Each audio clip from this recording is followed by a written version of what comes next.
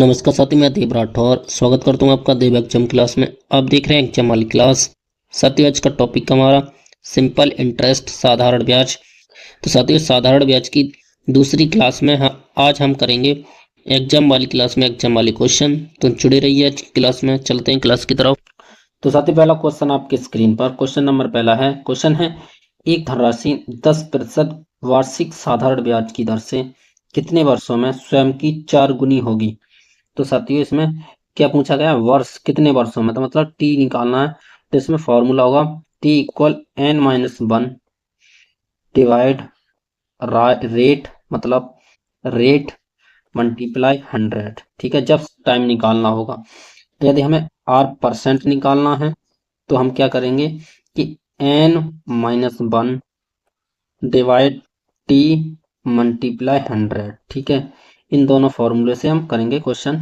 ठीक है, तो इसमें हमें निकालना क्या है, इसमें निकालना है समय, मतलब टाइम। तो टाइम का फॉर्मूला क्या बताया मैंने, n-1 डिवाइड रेट मतलब r मल्टीप्लाई 100। ठीक है, तो यहाँ पे n की वैल्यू दे रखी है 4 गुनी, मतलब 4 है n की वैल्यू, -1, और r की वैल्यू कितनी दे रखी है 10%, मतलब 10। ठीक है, मल्टीप्लाई 100। अब इसे सॉल्व कर लो तो ये आ जाएगा, यहाँ से डिवाइड कर देंगे, ये आ जाएगा 10, और यहाँ माइनस कर देंगे तो ये आ जाएगा 4-1 मतलब 3 आ जाएगा। 3 का मल्टीप्लाई 10 में करेंगे तो ये आ जाएगा 30। ठीक है, 30 ईयर्स। तो इसका राइट आंसर हो जाएगा option B is right answer. Next question. तो साथियों, क्वेश्चन नंबर 2 है। क्वेश्चन है, एक धनराशि 12% वार्षिक साधारण ब्याज की दर से कितने वर्षों में स्वयं की 7 गुनी हो जाएगी। तो इसमें भी पूछा गया है टाइम। ठीक है, क्वेश्चन 2 में भी क्या पूछा गया है, टाइम। तो n-1, ठीक है, डिवाइड r मल्टीप्लाई 100। तो मल्टीप्लाई 100 हमने कर दिया। हमें इसमें दे रखा है n की वैल्यू देखिए 7 -1, और r की वैल्यू दे रखी है 12। ठीक है, मल्टीप्लाई 100। ठीक है, अब देखिए यहाँ पे जो है 7-1, यहाँ पे आ जाएगा 6। ठीक है, और 6 से ये डिवाइड कर दोगे, ये आ जाएगा 2, और 2 से डिवाइड करोगे 100 को तो आ जाएगा 50। तो इसका राइट आंसर आ जाएगा 50 years. Option D is right answer. Next question. तो साथियों, क्वेश्चन नंबर 3 है। क्वेश्चन है, एक निश्चित धनराशि साधारण ब्याज से एक निश्चित समय में 10 गुना हो जाती है यदि ब्याज दर और समय का संख्यात्मक मान समान हो तो ब्याज दर ज्ञात कीजिए। तो साथियों, इसमें क्या दे रखा है कि जो आर और टी की वैल्यू है वो सेम है। तो हम आर की वैल्यू और टी की वैल्यू क्या मानेंगे, हम दोनों में आर मानेंगे, क्योंकि हमें निकालना क्या है, आर दर निकालनी है इसलिए। तो आर इक्वल हो जाएगा n-1 डिवाइड आर, ठीक है, मल्टीप्लाई 100। तो आर से आर मल्टीप्लाई करेंगे तो यह आ जाएगा आर स्क्वायर। ठीक है, अब एन की वैल्यू दे रखी है 10 गुनी। ठीक है, तो यहाँ लिखोगे 10-1। ठीक है, और मल्टीप्लाई 100। ठीक है, तो आर स्क्वायर इक्वल 10-1 आ जाएगा 9, और 9 का मल्टीप्लाई करोगे 100 में तो आ जाएगा 900। ठीक है, तो यहाँ से स्क्वायर को हटाएंगे तो ये आ जाएगा, आर की वैल्यू आ जाएगी 30। आर की वैल्यू आ जाएगी 30%।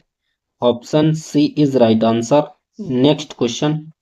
तो साथियों, क्वेश्चन नंबर 4 है। क्वेश्चन है, यदि कोई धनराशि 25 वर्षों में स्वयं की 3 गुनी हो जाती है तो उस पर लागू साधारण ब्याज की दर ज्ञात कीजिए। तो साथियों, इसमें क्या ज्ञात करना है, हमें आर की वैल्यू निकालनी है। ठीक है, इसमें दिया है n-1 डिवाइड टी मल्टीप्लाई 100, ये फॉर्मूला होता है। ठीक है, अब n की वैल्यू दे रखी है हमें कितनी गुनी, 3 गुनी। तो 3-1 डिवाइड टाइम दे रखा है 25 वर्ष मल्टीप्लाई 100। ठीक है, तो r इक्वल दिया है 3-1 आ जाएगा 2। ठीक है, अब यहाँ इसे डिवाइड कर देंगे तो यह आ जाएगा 4। तो 2 मल्टीप्लाई 4 यह आ जाएगा 8%। Option C is right answer. Next question. तो साथियों, क्वेश्चन नंबर 5 है। क्वेश्चन है, एक धनराशि 20 वर्ष में स्वयं की 3 गुनी हो जाती है तो वह धनराशि स्वयं की 5 गुनी होने में कितना समय लेगी। तो साथियों जो अभी हमने 4 क्वेश्चन करे हैं वो तो हमने दोनों फॉर्मूले से कर लिए।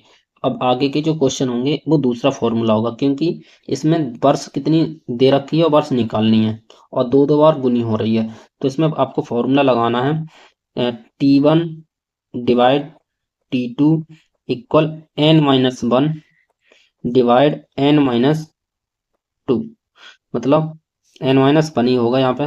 ठीक है, यहाँ पे लेंगे n1 और यहाँ n2। ठीक है, n2 ये फॉर्मूला हो जाएगा। ठीक है, n2 यहाँ पे। ठीक है, ये फॉर्मूला हो जाएगा। हम इसमें लगाएंगे और सॉल्व करेंगे। ठीक है, तो देखो पहला वर्ष दे रखा है 20। ठीक है, हमें निकालना क्या है, फिर वर्ष निकालना मतलब T2 निकालनी है। ठीक है, n वैल्यू दे रखा है, पहले n गुनी दे रखा है 3-1 और दूसरी बार में 5 दे रखा है तो 5-1। ठीक है, अब हमें क्या याद करना है, ये 2t ये दे रखे 2t, इसे निकालना है। ठीक है, तो हम लिखेंगे यहाँ पे 20 डिवाइड 2t इक्वल, यहाँ माइनस कर देंगे, यहाँ जाएगा 2, यहाँ माइनस करेंगे तो आ जाएगा 4, तो इसे डिवाइड कर देंगे तो 1/2 आ जाएगा, सीधी सी बात। ठीक है, 2 का मल्टीप्लाई कर देंगे 20 में तो t इक्वल आ जाएगा 40 ईयर्स।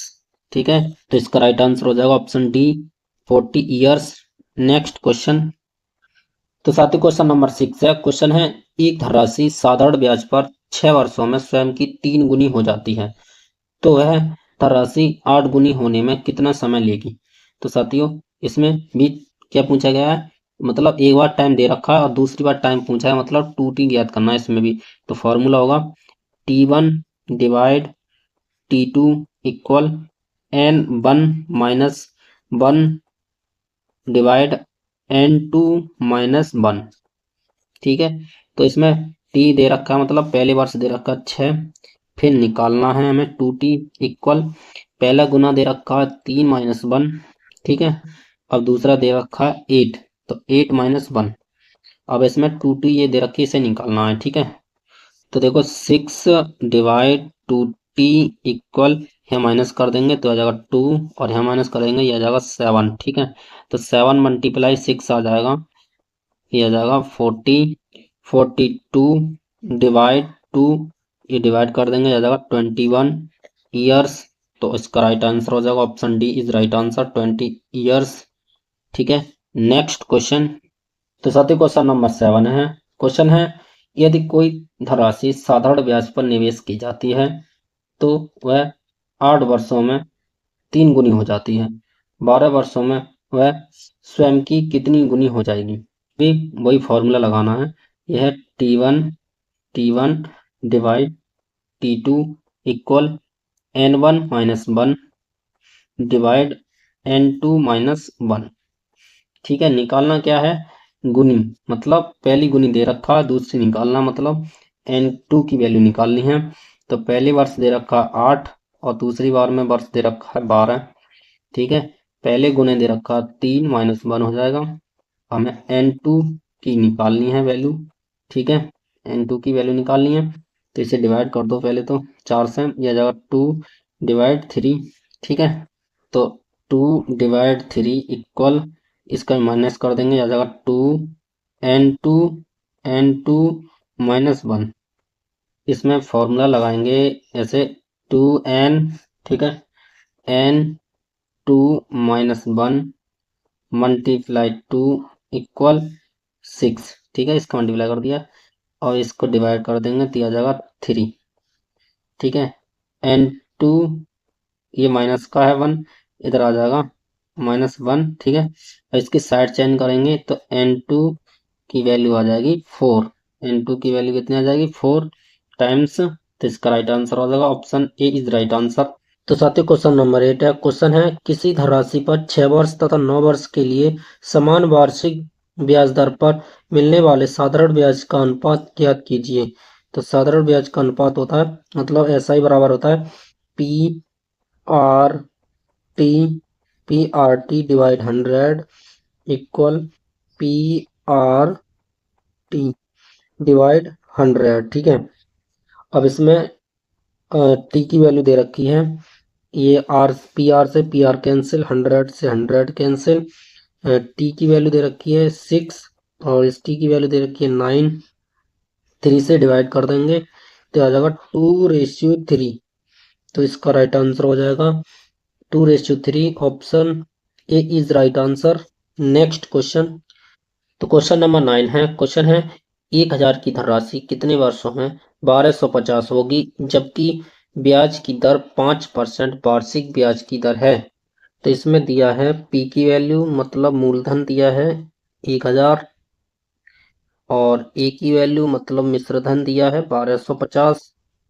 ठीक है, यहाँ पे तुम्हें ऐसा ही निकाल लो, ऐसा ही फॉर्मूला होता है, ऐसा ही फॉर्मूला होता है ए माइनस पी मतलब मिश्रधन माइनस मूलधन। तो इसमें ऐसा ही निकालने के लिए ए की वैल्यू 1250 माइनस 1000।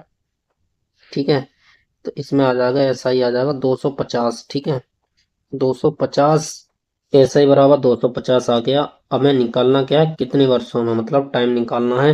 तो ऐसा ही बराबर होता है formula P R T divide 100। ठीक है, एस आई की वैल्यू दे रखी है 250 50 और पी की वैल्यू दे रखी है 1000, आर की वैल्यू दे रखी है 5% और टाइम निकालना है, नीचे 100 लिखेंगे। ठीक है, अब इसे सॉल्व करेंगे। 2 जीरो से 2 जीरो ये उड़ गए, जीरो से जीरो ये उड़ा दिया और 5 से ये 5 काट दिए, 5 5 जब 25 तो आ जाएगा 5। ठीक है, 5 ईयर्स। तो इसका राइट आंसर हो जाएगा option B is right answer. Next question. तो साथी क्वेश्चन नंबर 10 है। क्वेश्चन है 50,000 की धनराशि का 10% वार्षिक ब्याज की दर से 5 वर्ष का साधारण ब्याज ज्ञात कीजिए। साधारण ब्याज मतलब ऐसा ही इक्वल होता है पी आर टी डिवाइड 100। तो इसमें ऐसा ही निकालना है। पी की वैल्यू दे रखी है 50,000, कितना दे रखा है 50,000। आर की वैल्यू दे रखी है 10, रेट है 10 और टाइम दिया है 5 वर्ष और डिवाइड 100। 2 जीरो से ये 2 जीरो उड़ा दो। ठीक है, अब देखो एस आई, अब 5 5 या 25, 25 और ये 3 जीरो है, यहाँ 3 जीरो लगा दो तो एस आई की वैल्यू आ जाएगी 25,000। Option B is right answer. Next question.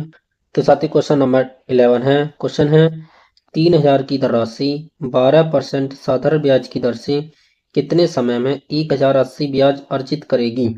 तो इसमें ज्ञात क्या करना है, कितने समय में मतलब टाइम ज्ञात करना है। तो ऐसा ही फॉर्मूला होता है पी आर टी डिवाइड 100। ठीक है, एस आई की वैल्यू दे रखी है 1,080, 1,080। पी की वैल्यू दे रखी है 3,000, 3,000। आर की वैल्यू है 12 और टाइम निकालना है और डिवाइड 100। तो इसे आप सॉल्व कर लो और टी की वैल्यू निकाल दो। ठीक है, तो ये 2 जीरो से 2 जीरो ये उड़ा दिए और इस जीरो से इस जीरो को उड़ा दिया और 12 निम्न 108 और 3 3 जा 9।